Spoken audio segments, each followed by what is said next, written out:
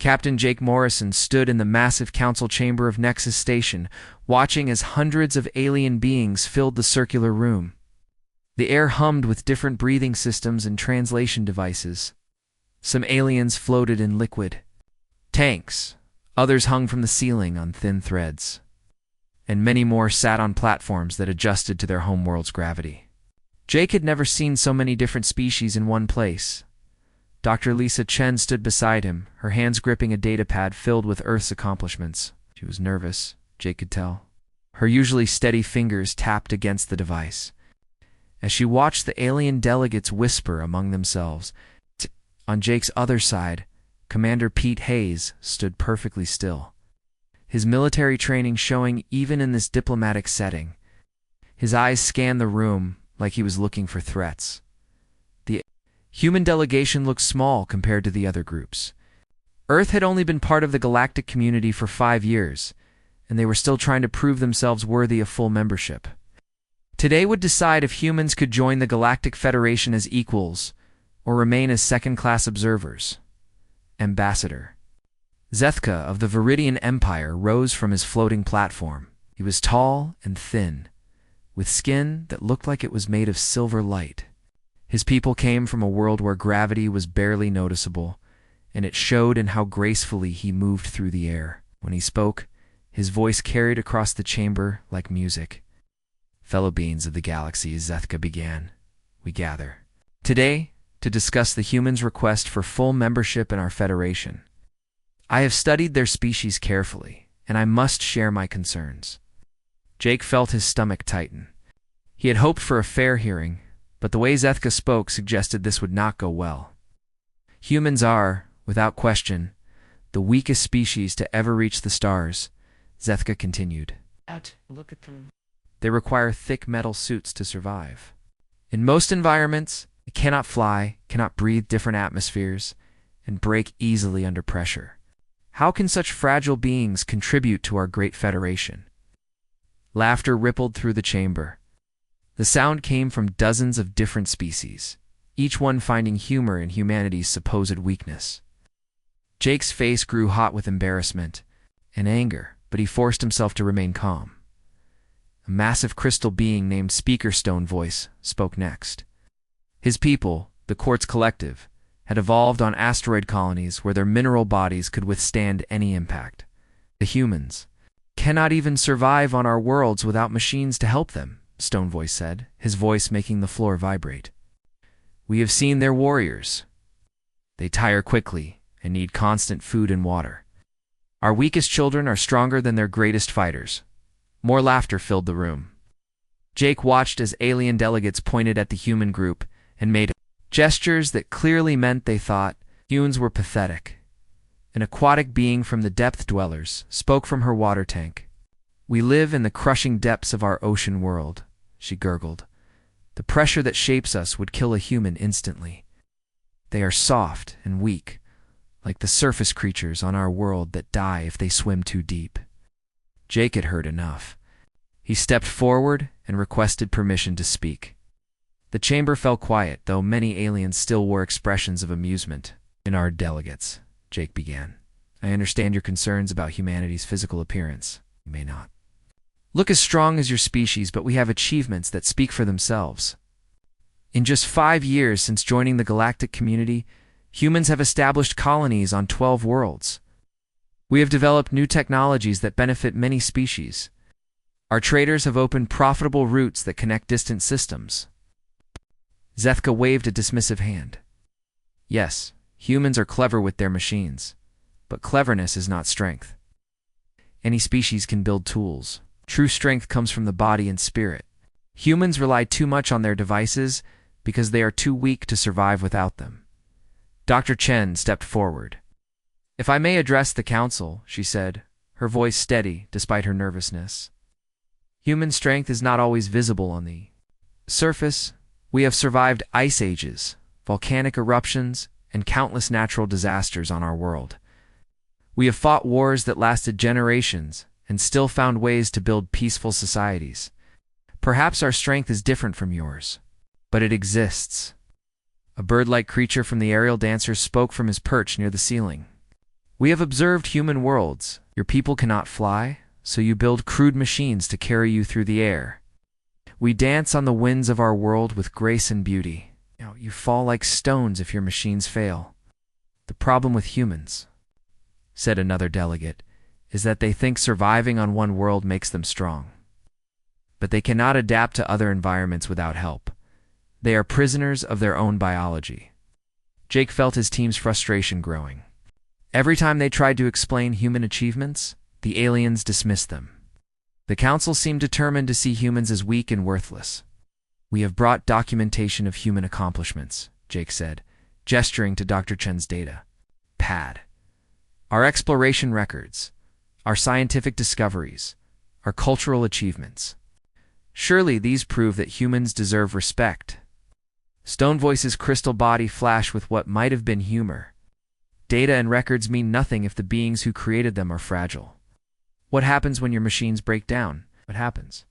When you face real danger, you cannot adapt like we can. The session continued for hours, with each alien species taking turns to explain why humans were inferior. The Viridians talked about their ability to survive in the vacuum of space. The quartz beings demonstrated their immunity to radiation. In extreme temperatures, depth dwellers showed videos of their people swimming through pressures that would crush submarines. Every demonstration made humans look weaker by comparison. Jake watched his team's morale sink lower with each passing hour. They had come here hoping to prove humanity's worth, but instead, they were being humiliated in front of the entire galaxy. As the session neared its end, the council voted on humanity's membership status. The result was predictable, but still painful. To hear, humans would remain provisional observers, not full members. They could attend meetings, but could not vote on important decisions. They were second-class citizens in the galactic community. Perhaps in time, humans will evolve into something stronger, Zethka said as he delivered the verdict. For now, they must accept their limitations and learn from superior species. Jake's jaw clenched as he listened to the condescending words. Around the chamber, aliens nodded in agreement or made sounds that suggested they thought the decision was generous. Some clearly believed humans deserved even less respect. As the session ended and delegates began to leave, Jake gathered his team near the exit. Dr. Chen looked defeated, her datapad hanging loosely in her hands. Commander Hayes was angry, his military discipline barely containing his rage. That was a setup from the beginning, Hayes muttered. They never intended to give us a fair chance. Maybe, Jake replied, but we can't give up. There has to be another way to prove ourselves. Dr. Chen looked up from her datapad and Jake saw something new in her eyes. Not defeat, but a calculating look that suggested she was forming a plan. Captain, she said quietly, if they think we're weak, perhaps it's time they experienced what made us strong. Jake raised an eyebrow. What do you mean? They judge us by their own standards, Dr. Chen continued. They see us struggling in their environments and assume we're fragile everywhere. But they've never experienced our environment. They've never felt what we call normal. Hayes caught on first. You're talking about bringing them to Earth. Exactly, Dr. Chen said. Let them experience what we grew up with. Let them understand why we are the way we are. Jake considered the idea. It was risky and could backfire completely. But after today's humiliation, he was willing to try anything. Would have to be presented as a diplomatic gesture, he said slowly. A cultural exchange program. They would come expecting to study primitive humans in their natural habitat, Dr. Chen agreed. They would never suspect what they were really walking into. As they left the council chamber, Jake's mind was already working on the details. The aliens thought humans were weak because they had never experienced the force that shaped humanity. Soon, they would learn the truth about Earth's gravity and what it had created. 3 months had passed since the humiliating session at the Galactic Council, and things had gotten much worse for humanity. Captain Jake Morrison stood in his office aboard Terra Station, staring at reports that made his blood boil. The Viridian Empire had started blocking human trade ships from entering key systems. They claimed the routes were too dangerous for weak species like humans. Another convoy turned away at the Kepler Junction, Commander Pete Hayes reported as he entered the office. That's the 5th one this week. The The Viridians are saying our ships are too fragile for hazardous cargo missions. Dr. Lisa Chen looked up from her research station where she had been working for weeks on something she called Project Homecoming. It's not about safety, she said angrily. They're trying to force us out of profitable trade routes.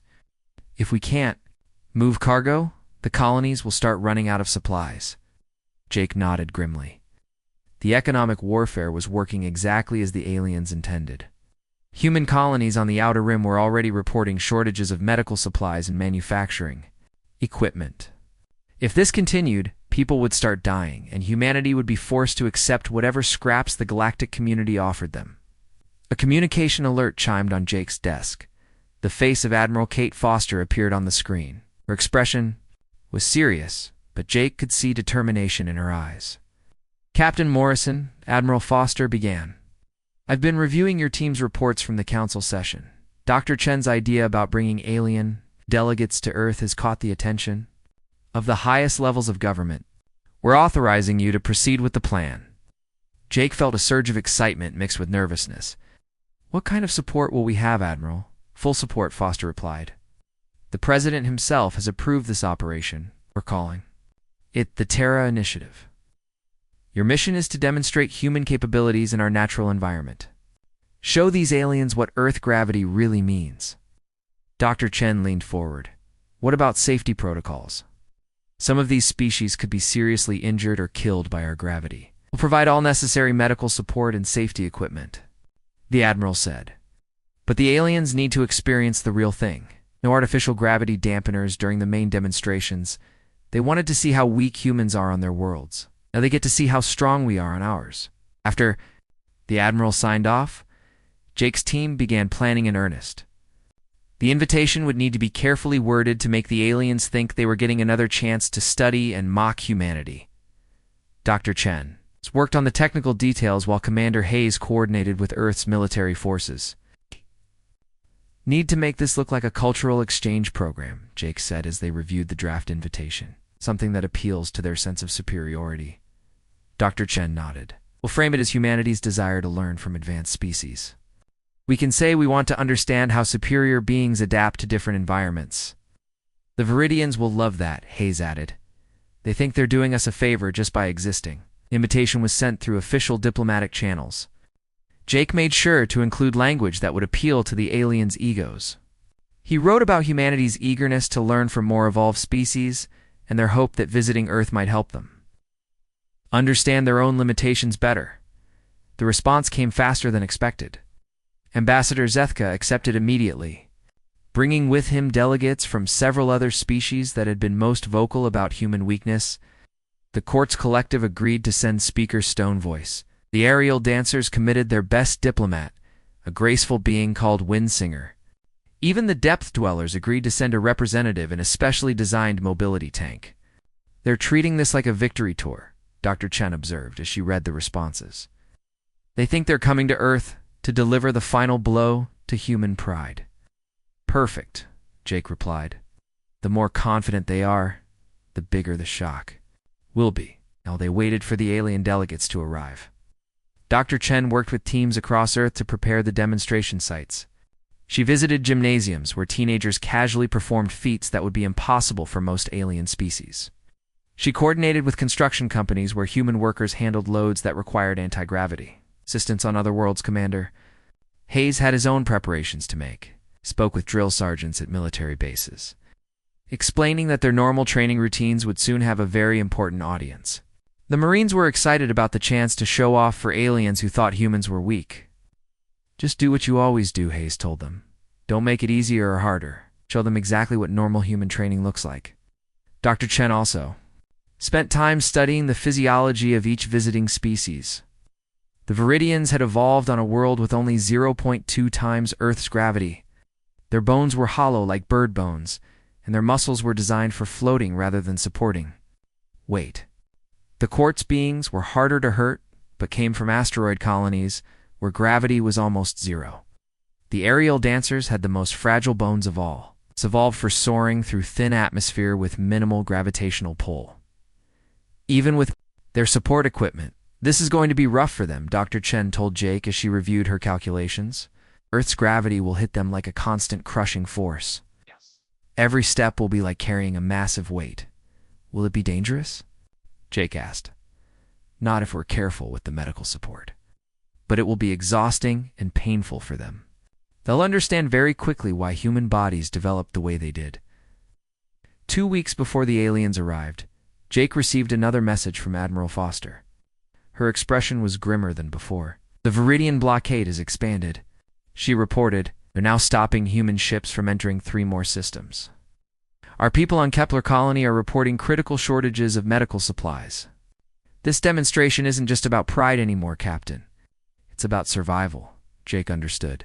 If the Terra Initiative failed, humanity might be forced to abandon their outer colonies and retreat to Earth's solar system.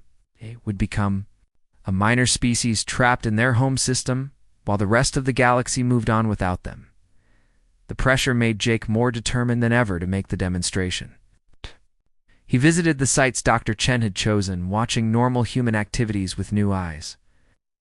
At a high school, he watched teenagers playing basketball and realized that their casual jumping ability would seem impossible to beings from low gravity worlds.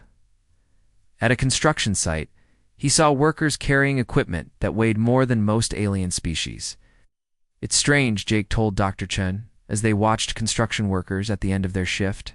We never think about how strong we are because this is normal for us. That's exactly the point, she replied. These aliens judge strength by their own standards. They see us struggling in their environments and think we're weak everywhere. But they've never experienced what we consider normal. 3 days before the aliens were scheduled to arrive, Jake got a message that made him smile. It was from Betty Johnson, the construction site supervisor they had met during their preparations. Captain, she said in her video message, heard you got some alien visitors coming to see how us humans work. Don't you worry none.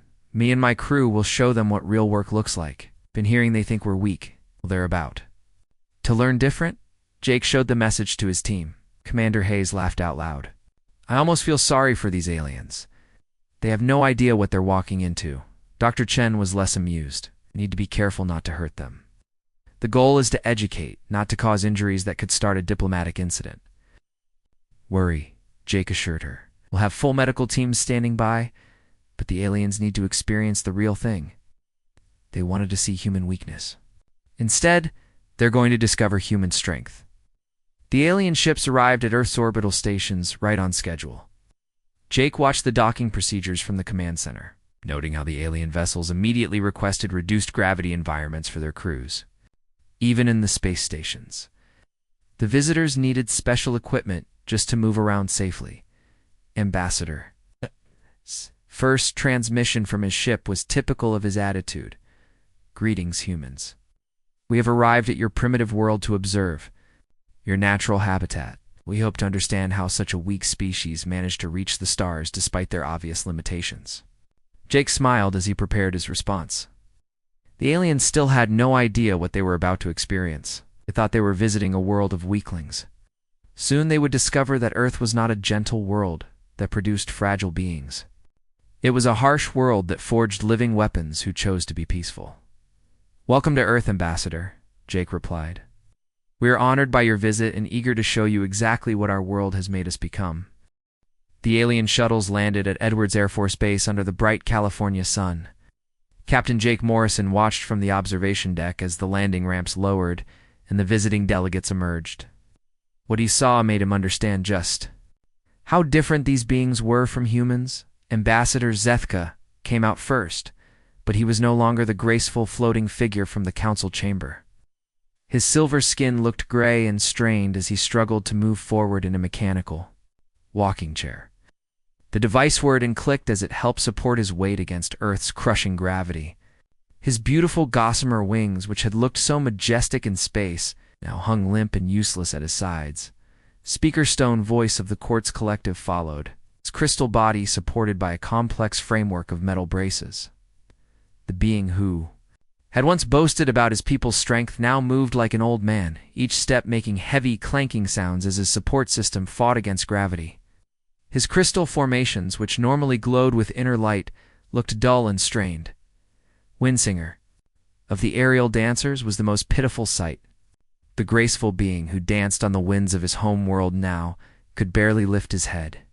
His hollow bones, perfect for soaring through thin atmosphere, were completely overwhelmed by Earth's gravity. He rode in what looked like a medical chair, breathing heavily through an oxygen mask. Dr. Lisa Chen stood beside Jake, making notes on her tablet as she observed the aliens. "Their equipment is working overtime just to keep them mobile," she whispered, "and we haven't even started the tour yet." Commander Pete Hayes joined them, carrying a folder full of the day's planned activities. "The aliens are already complaining about the gravity," he reported. "They're asking if we can reduce it for the tour." Jake shook his head. "No modifications. They wanted to see humans in their natural environment. This is it."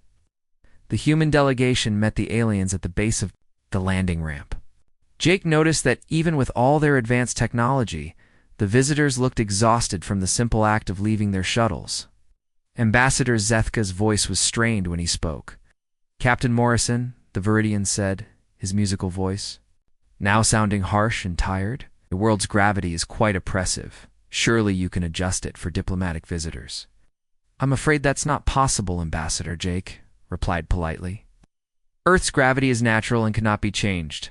But don't worry, we've planned activities that will help you understand how humans adapt to these conditions." The first stop was a local high school gymnasium where students were having their regular physical education class. Jake led the group through the doors, and immediately the aliens fell silent. Inside, human teenagers were doing things that should have been impossible for any living being in such heavy gravity. A group of students was running laps around the gymnasium. They moved easily, breathing normally, chatting with each other as they jogged. To the aliens who could barely walk without mechanical assistance, this casual running looked like superhuman athletic performance. "These are your young speakers," Stone Voice said, his voice filled with disbelief. "How can they move so easily?" "These are just normal kids," Dr. Chen explained cheerfully. "Physical education is required for all human students. It helps them develop properly." A teenage girl named Amy Peterson was doing pull-ups on a bar mounted to the wall.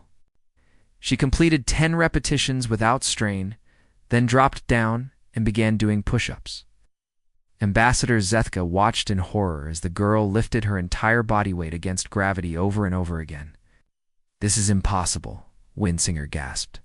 Through his oxygen mask, no being should be able to lift themselves repeatedly in such crushing force. "Amy is actually pretty average for her age group," Commander Hayes said casually. "Not even on any of the sports teams."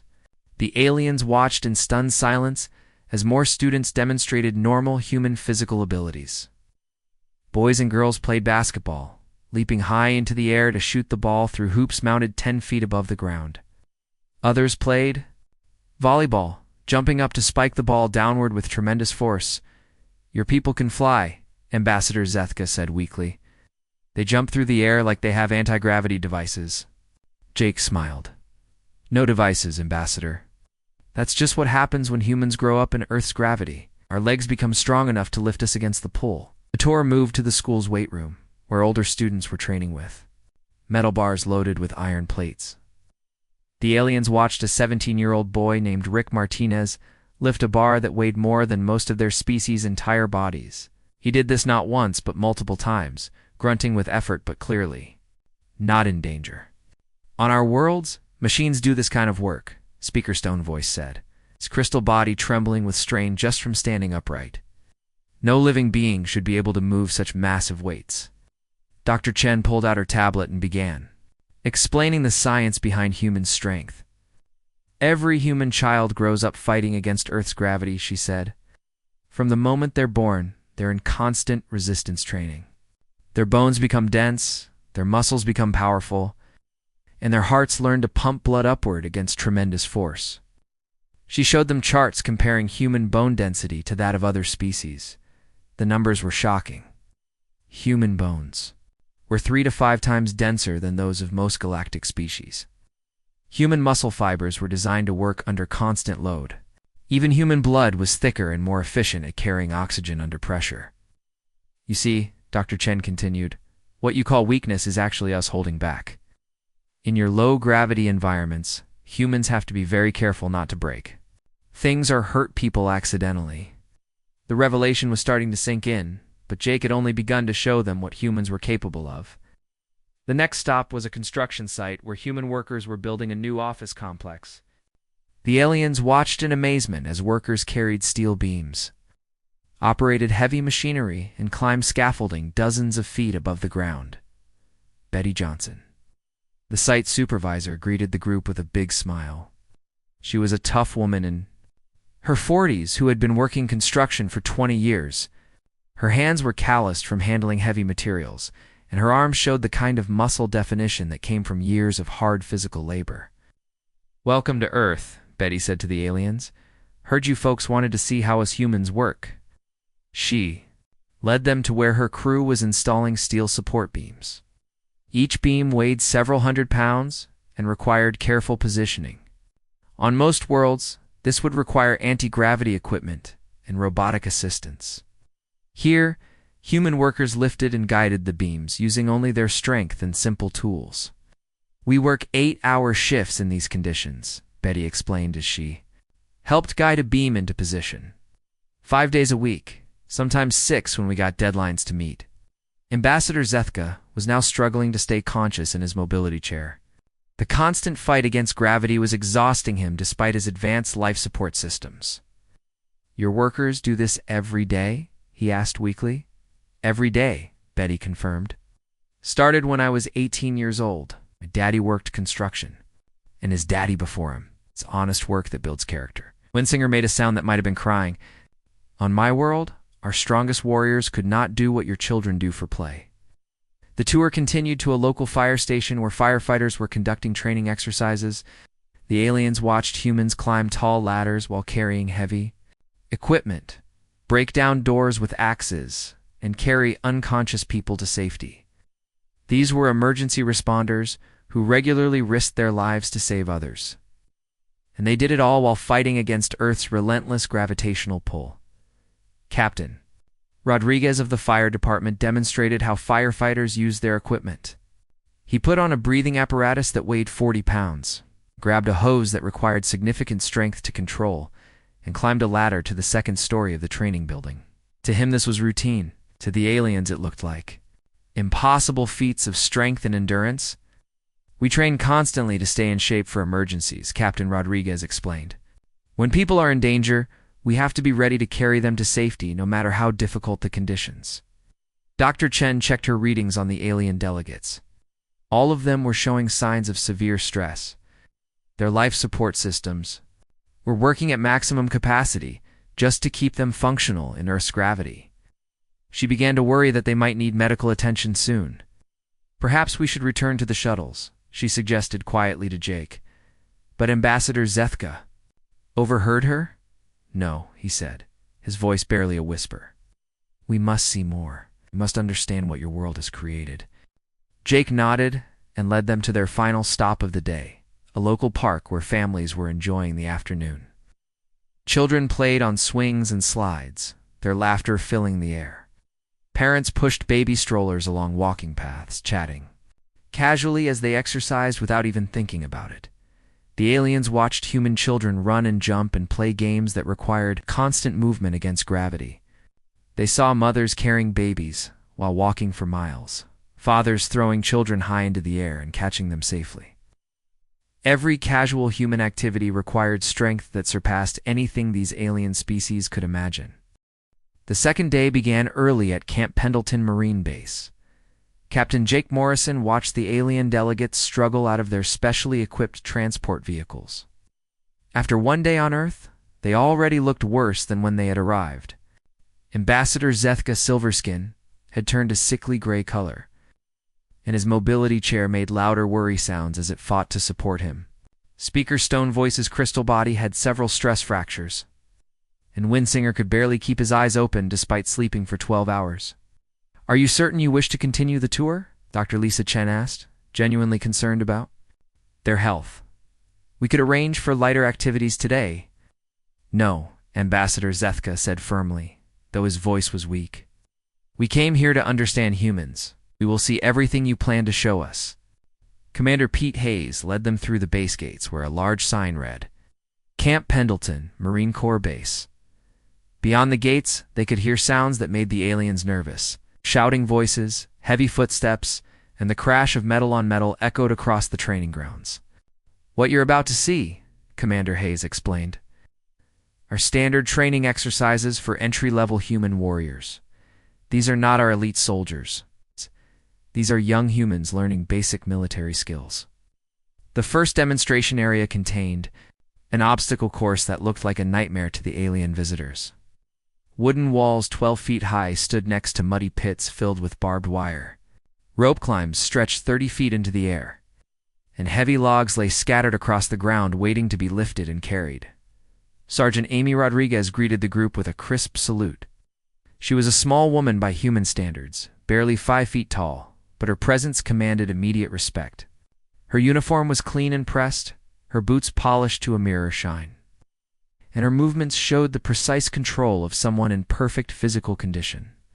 "Good morning, sir," she said to Commander Hayes.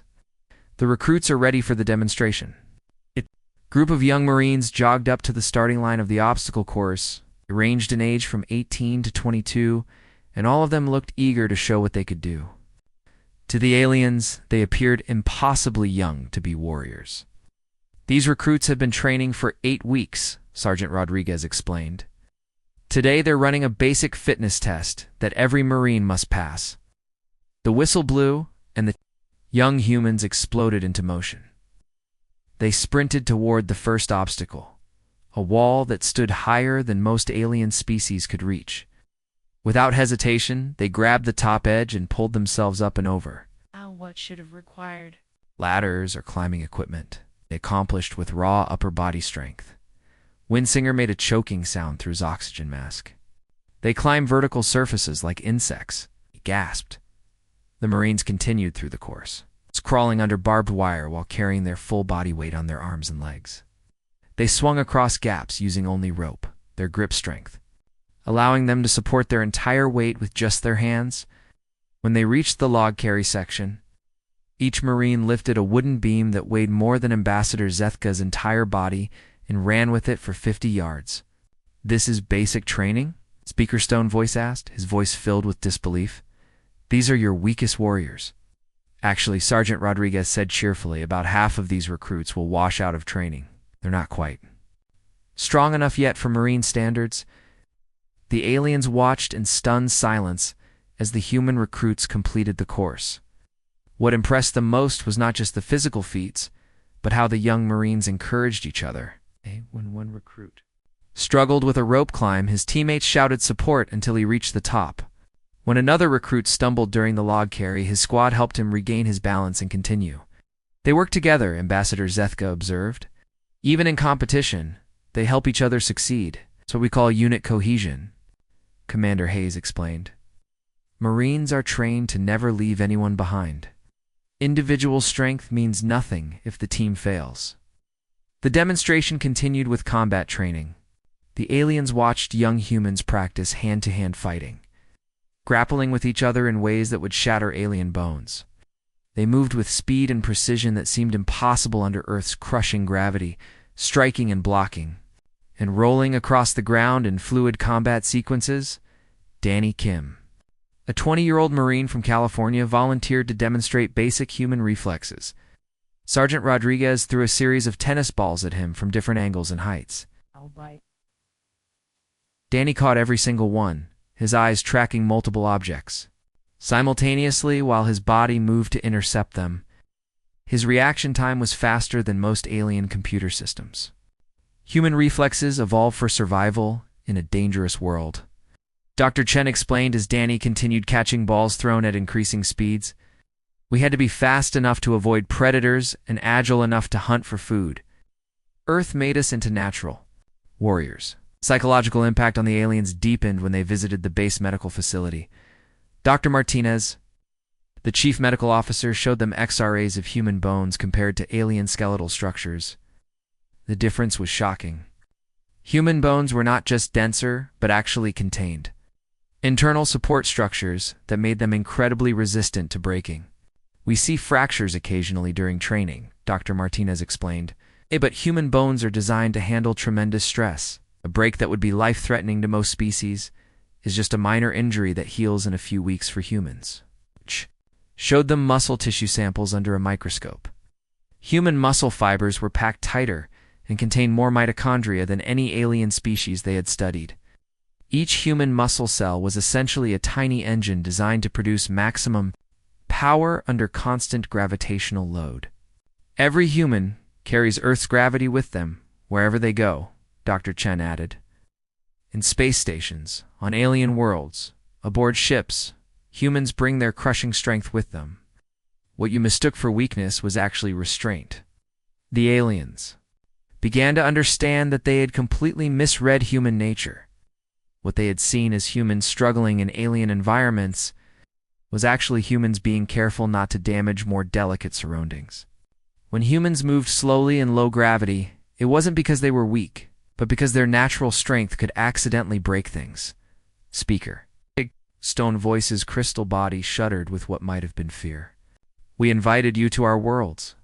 We let you into our cities. We never realized what you could do to us if you chose violence. It's exactly the point, Commander Hayes said quietly. Humans could have conquered half the galaxy by now if we wanted to, but we chose diplomacy instead. We chose to be peaceful neighbors rather than violent conquerors. The revelation reached its peak when they visited the base gym where Marines were conducting strength training. The aliens watched humans lift weights that would require industrial machinery on their worlds. A female Marine named Sarah Williams was bench pressing twice her body weight, repeating the lift multiple times as part of her normal workout routine. This is recreational training, Sergeant Rodriguez explained. Marines do this to stay in shape between missions. It's considered relaxing after a hard day of work.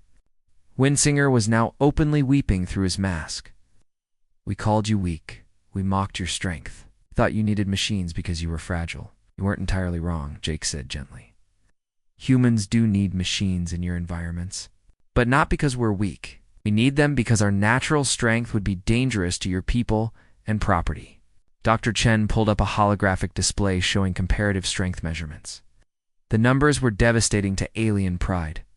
The weakest human Marine could generate more force than the strongest Viridian warrior.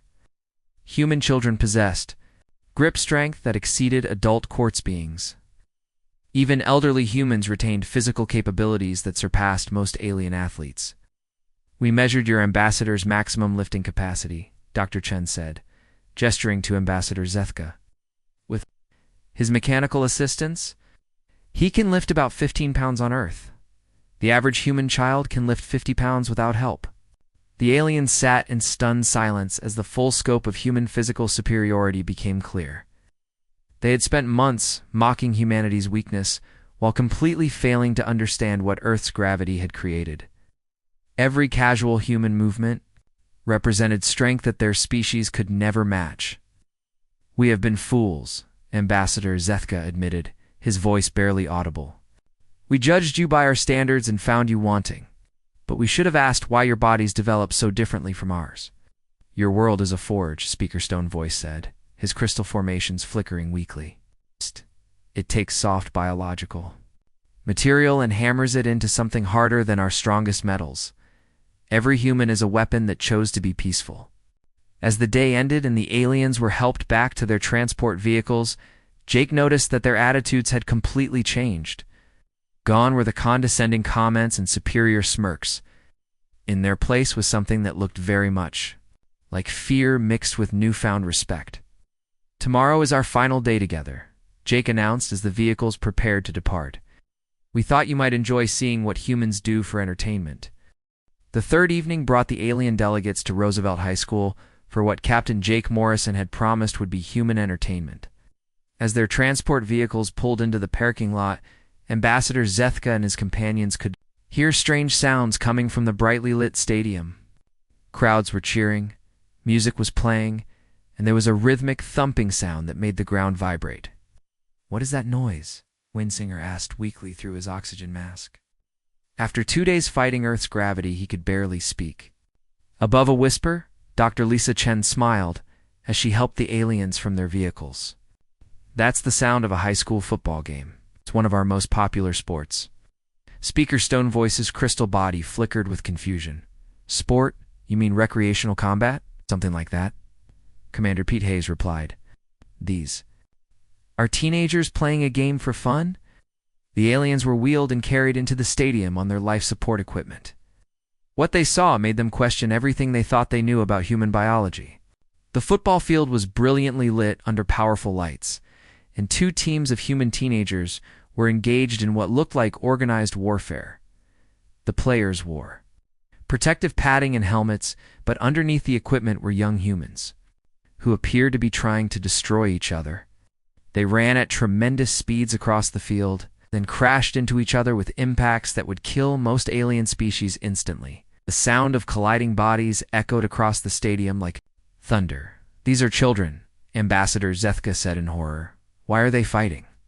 Coach Ray Turner, a large man with graying hair and a friendly smile, came over to explain the game. "This is football, one of our most popular high school sports. The boys are competing to move the ball into the end zone. It teaches teamwork, strategy, and physical fitness." The aliens watched as Alex Murphy, the 17-year-old quarterback, took the ball and threw it 60 yards downfield with perfect accuracy. The pass was caught by another teenager, who then got tackled by 3 opponents simultaneously. The impact was tremendous, but the young receiver bounced back up and jogged to the next play. "They strike each other deliberately," Winsinger gasped. "And then they continue as if nothing happened." "That's the point of the game," Coach Turner explained proudly. "Football builds character. These boys learn to push through pain, work as a team, and never give up no matter how hard they get hit." The aliens observed parents in the stands, cheering enthusiastically as their children engaged in controlled violence. 2 alien minds. This was incomprehensible. These humans were voluntarily subjecting their offspring to trauma for entertainment. During halftime, the cheerleaders performed routines that amazed the aliens even more than the football game itself. Young human females threw each other high into the air, performed flips and twists that defied gravity, then caught each other with perfect timing. What should have been impossible acrobatics in Earth's crushing gravity looked like casual fun to these teenagers. "Your young females can fly," Speaker Stone Voice observed, his voice filled with awe. "They're just cheerleaders," Dr. Chen said. Casually, this is considered a normal school activity. The second half of the game provided the moment that would change galactic politics forever. Alex Murphy, the quarterback who had been playing brilliantly all evening, took a particularly hard hit while running with the ball. 3 opposing players tackled him simultaneously, and he went down hard with a sickening impact that made the aliens cringe. The stadium fell silent as Alex lay motionless on the field. Instead, they watched as the team doctor jogged calmly onto the grass to examine the injured player. "He's hurt," Ambassador Zethka said. "The game will stop now." "Yes." "Let's see what the doc says," Coach Turner replied, showing no signs of panic. Dr. Patricia Evans, the team physician, spent several minutes examining Alex while he lay on the field. She checked his arms, legs, and head for injuries. The aliens could see her talking to the young quarterback, asking him questions and testing his responses. After what seemed like an eternity, Dr. Evans helped Alex sit up. The teenager was clearly in pain, holding his left shoulder and wincing with each movement, but he was conscious, alert, and trying to stand up. The aliens expected him to be carried off the field on a stretcher. Instead, Alex walked slowly to the sideline with only minimal assistance. "Minor shoulder strain?" Dr. Evans announced to Coach Turner. "He's done for tonight, but he'll be fine in a few days." The aliens watched in disbelief as Alex put on a jacket and sat on the bench to watch the rest of the game. He was clearly hurt, but he was also clearly not seriously injured. What had looked like a potentially fatal collision was just another part of the game. "This happens often?" Winsinger asked. "Oh, sure," Coach Turner said. "Kids get bumped around all the time. That's how they learn to be tough." Alex has been playing football since he was 8 years old. He's taken thousands of hits harder than that one. But the real shock came 20 minutes later when Alex Murphy stood up from the bench and began warming up his arm. Dr. Evans had cleared him to return to the game. The aliens watched in stunned silence as the teenager who had been seriously injured just minutes before jogged back onto the field to thunderous applause from the crowd. "He's playing again," Ambassador Zethka asked weakly. "Fourth quarter, we need our starting quarterback," Coach Turner explained. "Alex is tough. We wouldn't miss the end of the game for a little shoulder pain." He played with the same intensity and skill as before, showing no signs that he had been hurt. When he threw the winning touchdown pass with 30 seconds left on the clock, the stadium erupted in celebration. The aliens sat in their life support chairs, trying to process what they'd witnessed. A human teenager had absorbed an impact that would have killed most alien adults, received minimal medical treatment, and returned to continue the violent activity for entertainment. This wasn't military training or survival necessity. This was what humans did for fun. Captain Morrison found the alien delegates. After the game, as the crowd was filing out of the stadium, their expressions showed a mixture of terror and newfound respect that had been building over the past 3 days. Ambassador Jake said formally, "I hope you've enjoyed seeing how humans live on our world." Ambassador Zethka struggled to find words. "Captain Morrison, we came here expecting to study a weak species in their natural habitat. We believed we would see humans struggling to survive in conditions too harsh for civilized beings." He paused, his breathing labored from the constant fight against gravity. "Instead, we have discovered that humans are not weak at all." "We haven't been hiding anything," Jake replied gently. "We've been showing restraint. There's a difference." Dr. Chen stepped forward with her tablet full of data collected over the 3 days. "Every measurement we've taken confirms what you've observed.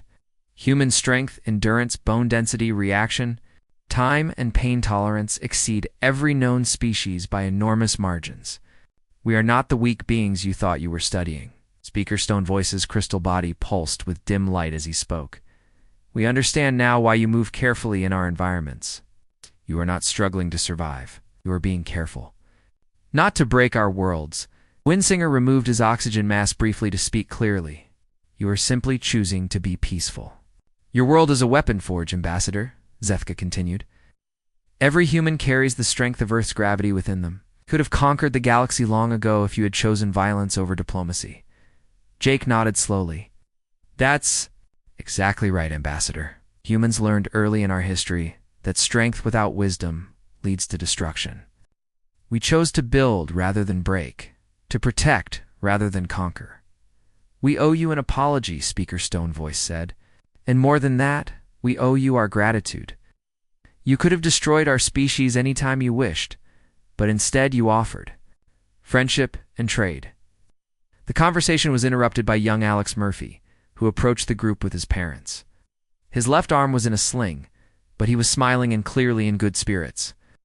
"Coach Turner said you folks were visiting from other planets," Alex said to the aliens. "That's pretty cool. Hope you enjoyed the game." The aliens stared at the teenager who had just demonstrated impossible durability and was now chatting casually about his performance. To them, he represented everything terrifying and wonderful about humanity in one package. "Young warrior," Ambassador Zethka said formally, "you have shown us what humans are truly capable of. We're honored to have witnessed your strength." Alex looked confused. "Thanks, I guess. It was just a football game. Just a game." The aliens exchanged looks. That spoke volumes. What humans considered casual entertainment would be legendary feats of endurance on their worlds.